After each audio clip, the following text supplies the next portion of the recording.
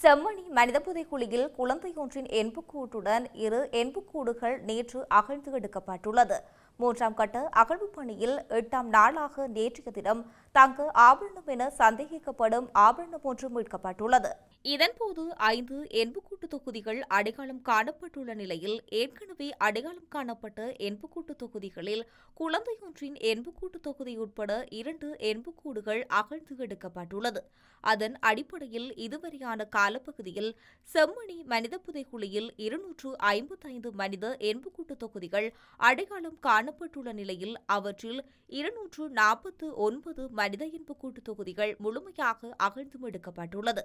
அதேவேளை புதைகுழிக்குள் காணப்படும் சந்தேகத்துக்கு இடமான கருப்பு நிற மண்ணுக்கும் இருந்து எரிந்த நிலையில் சில எண்புகளும் நாணய குற்றிகளும் சான்று பொருட்களாக மீட்கப்பட்டும் இருக்கின்றது.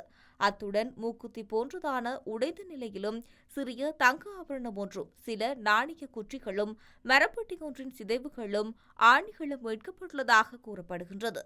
குழந்தையின் எண்புக்கூட்டு தொகுதி நேரடியாக மண்ணில் இருந்து அகழ்ந்து எடுக்க முடியாத நிலைமை காணப்பட்டமையால் அதனை பண்டேஜ் துணிகளால் சுற்றி பக்குவப்படுத்த மண்ணுடன் அகழ்ந்து எடுக்கப்பட்டதாக சட்டத்தரணி ரணிதா தெரிவித்துள்ளமை குறிப்பிடத்தக்கது.